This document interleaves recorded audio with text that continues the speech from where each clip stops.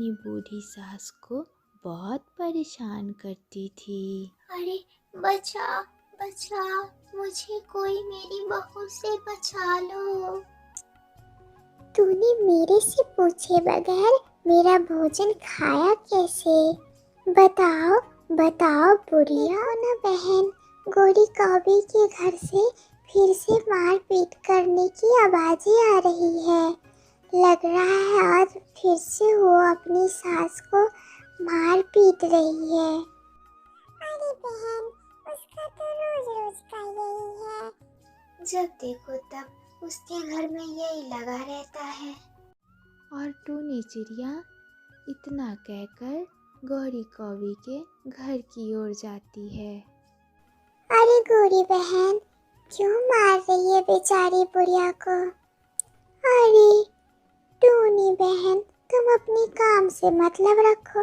मेरे घर के मामले में तुम ना ही पड़ो तो बेहतर होंगे। यह सुनकर टूनी चिड़िया अपने घर की ओर चली जाती है। और तुम बुढ़िया, तुम मुझे बताओ, तुम्हारी हिम्मत कैसे हुई भोजन खाने की? तुम रुको, मैं तुम्हारे बेटे से आज तुम्हारी शिकायत करती हूँ। कालू जी, अपनी माँ को देखो, अपने खाना के साथ साथ हमारे भी खाना खा गई है। अरे ओ माँ, तुम्हें कितना भूख लगता है? तुम्हारा पेट है या कुआं जो इतना सारा खाना खा जाती हो? बेटा बेटा, मैंने तो कुछ भी नहीं खाया। सुबह से मैं भूखी हूँ बेटा। बहू झूठ बोल रही है। अरे देखो भला, मैं झूठ बोल रही हूँ? कालू जी, अब आप देख लो आपकी माँ को, मुझे झूठी बोल रही है। अब तो इस घर में ये रहेगी या तो मैं रहूंगी। इतने में ही कालू कौवा उसके कानों में जाके कहता है, गोरी कौवी, अभी तुम शांत रहो। ये वक्त ठीक नहीं है। मैं खुद इसे जंगल में जाके छोड़ आऊंगा। शाम हो गई और कालू कौवा गोरी कौवी से कहता है, गोरी कौवी, हमारे घोंसले का पेपर दो। अभी मैं माँ से पंख लगवा लेता हूँ। और वह जाकर बूढ़ी कौवी से पंख लगवा लेता है। उसके बाद सुबह होते ही, माँ, आप इस घर में आप रहोगे या तो हम दोनों रहेंगे? बेटा, ये क्या कह रहे हो तुम? मैं इस उम्र में कहाँ जाऊंगी दर की ठोकरें खाने के लिए? मुझे इसी घर में एक कोने में पड़े रहने दो। नहीं, तुम अपने बोरिया बिस्तर बांधो और इस घर से निकलो। यह सुनकर बूढ़ी कौवी अंदर से एक पोटली लेके आती है। इसमें क्या है? इसमें मेरे कुछ कपड़े हैं और तुम्हारे पिताजी के दिए हुए कुछ सामान है। ठीक है, तुम इसको लेके और यहाँ से निकल जाओ। बूढ़ी कौवी उस घर से चली जाती है। जाते जाते शाम हो जाती है।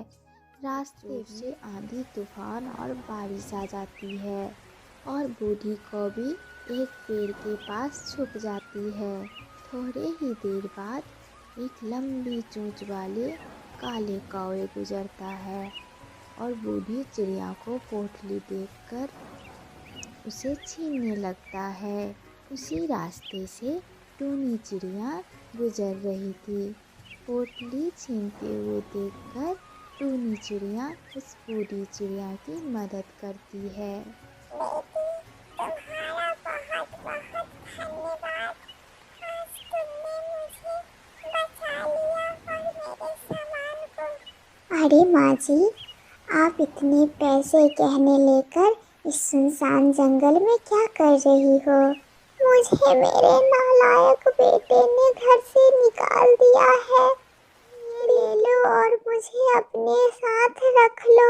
अरे माँ जी, ये सब आप अपने पास रखो, लेकिन आप मेरे साथ चलो, मैं आपको रखूंगी।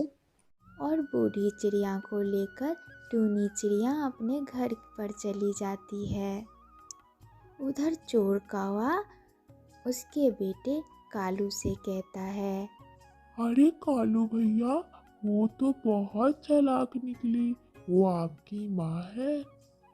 आपके घर से जाते जाते भी इतना सारा पैसे सोने चांदी लेकर चली गई। यह सब सुनकर कालू कौवा गोरी कौवी के पास जाता है और अपनी माँ को लेने के लिए टूनी चिड़िया के घर पे जाता है। माँ, ओ माँ, मेरी प्यारी माँ, मुझे माफ़ कर दो माँ। मैं अब तुम्हें कभी नहीं घर से निकालूंगा। तुम्हारा पूरा ध्यान रखूंगा। माँ, अब आप हमारे साथ चलो। हाँ हाँ माँ जी, हमारे साथ चलो। मेरी प्यारी माँ जी, मेरी सुंदर माँ जी, आप मेरे साथ चलो, हम आपका ध्यान रखेंगे। मैं तुम्हारे साथ कहीं नहीं जाऊंगी, मैं अब यहीं रहूंगी। तुम दोनों बहुत बड़े लालची हो। तुमने मुझे इतने आंधी तूफान में घर से निकाल दिया। मुझे इस प्यारी चिड़िया ने सहारा दिया है, मैं अब इसी के पास रहूंगी। और बूढ़ी चिड़िया टूनी चिड़िया के पास ही रहती है।